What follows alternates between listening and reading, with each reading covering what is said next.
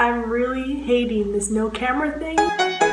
If it's alright, I wanna kick it with you all night, all night. Hi everybody, welcome back to my channel. My name is Brenna Green. You're watching my booktube channel, PineappleStrawberry. 2017 is coming to an end and it went crazy fast. I know everybody says that, but like insanely fast. This year was actually the first year that I ever started reading, and it was actually one of the best decisions of my life. So I'm so thankful that I started reading, and if you're thinking about starting reading, I highly suggest it. It's amazing. I managed to read 35 books this year, and my Goodreads goal was actually 35 books, so I'm so glad that I got to accomplish it. And I narrowed it down to the top 9. So without further ado, here are the best books that I ever read in 2017. Number 9. I was about to hold it up today. Number 9 is Step Back in Time. This is a chick lit about a girl named JoJo living in 2013. She's like a workaholic. One day she found the time to go visit her old friend George in his music shop, and after her visit, she stepped on a zebra crossing and got hit with a car. When she woke up, she realized that she was in the 1960s. Her whole life was completely different, including her style, her job. Throughout the story, she gets hit with a car 3 more times into the 70s, 80s, and 90s, and she's just trying to figure out why all this is happening to her. I remember having a blast reading this book. I came home from school every single day, super excited to read it. It was never boring. I never wanted to put it down. The only downfall to this book was that there was a bunch of Beatles references to it, and I don't really know the Beatles like that. I'm not a big Beatles fan at all. But it wasn't a complete crazy downside that I had to like change my rating on it, obviously. But overall, this story was the perfect combination of romance and time travel, and I really liked the main character too. She was super black and white, and I really loved it. Number 8 was Eleanor and Park by Rainbow Rowell. This is a young adult romance about 2 misfits named Eleanor and Park, and I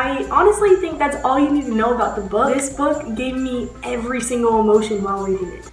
Every single emotion. It was so incredibly written, and the story was kind of weird actually, but the characters were kind of weird too. Highly recommend. Number 7 is Under a Painted Sky. This is a young adult historical fiction book about a Chinese girl named Samantha and a black slave named Anime. This guy tries to rape Samantha, and she ends up killing the guy, so she flees the town. Her friend Anime, the black slave, decides to go with her because she wants to be free. During their runaway, they decide that they can't be girls because that will look too suspicious. Samantha becomes Sammy and Anime becomes Andy, and they decide to go to California for the gold rush, and on their journey they meet 3 cowboys and they journey with them. This was my favorite book for the longest. The adventures in this book were so awesome. I learned a little bit about the different cultures, and the cowboy named West stole my heart. I just loved reading this book so much. Number 6 is Reign of Shadows. This is a young adult retelling of Rapunzel. There's a princess named Luna stuck in a tower because there's an eclipse that fell over the entire world with like man-eating creatures completely taking over the world, so the tower is really the only safest place to be. Luna meets this boy named Fowler, and Fowler turns Luna's whole world upside down. So one day Luna's tower is attacked and she escapes with Fowler. Together they have to keep each other alive pretty much, and they build a bond around that. I honestly love retellings, and this was my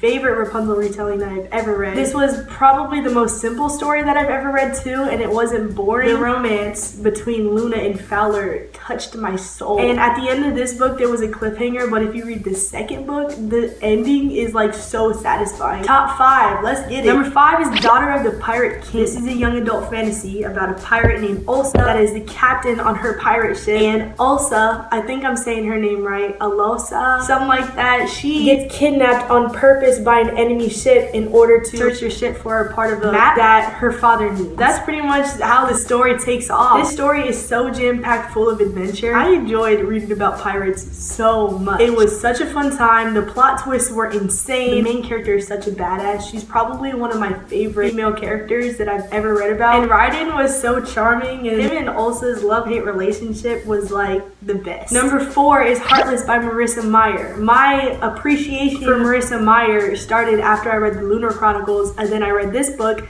and my appreciation just like skyrocketed. This is a young adult retelling of Alice in Wonderland, guys. Alice in Wonderland! It's about how the Queen of Hearts became the Queen of Hearts. So it starts off as just a simple girl named Kat, and she loves baking. She wants her own bakery one day, but that's not really realistic because she's the daughter of royalty. She catches the eye of the King of Hearts, but she's not really interested in the King of Hearts. And there's this court joker named Jess in the story as well. She catches his eye too, and it's just very interesting. He becomes a big part of the story. I was completely blown away by Marissa Meyer's writing. I give this book 11 out of 10. Number 3 is The Candy Makers. This is a middle grade book about 4 kids in a contest to invent the next delicious candy. The fact that this was a middle grade book and it still whooped ass Like, it was so good. I don't care how old you are, get your hands on this book. Point of views from every single kid in this story. They all have different reasons for when you end up rooting for all of them. This book makes you hungry, bro. It was just so perfect. It gave me the best vibe. Number 2 is The Upside of Unrequited, and this is probably one of the most diverse reads that I've ever read. This is a young adult contemporary about a 17-year-old girl named Molly, and she has had 26 crushes in her life, and none of them were reciprocated. Her twin sister named Cassie gets a girlfriend, and along with the girlfriend comes the girlfriend's friend, which Molly might be crushing on, but then again, Molly started a new job, and her coworker named Reed is actually really relatable and funny, and she might be crushing on him too. And I love this book so much. It was extremely funny. The main character was just hilarious, and it wasn't even like a try-hard hilarious. It was just like,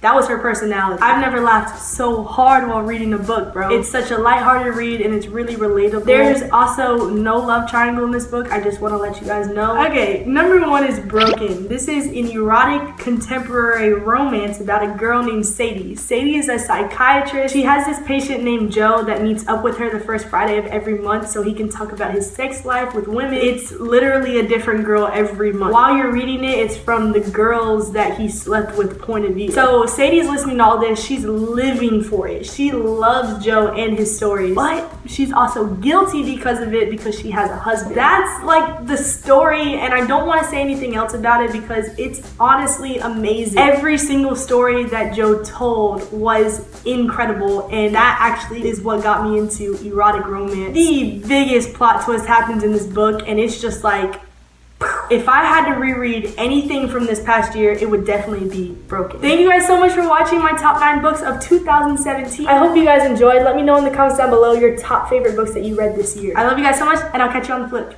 Peace. Say, hey, now, baby. Oh, mama, don't play now, baby.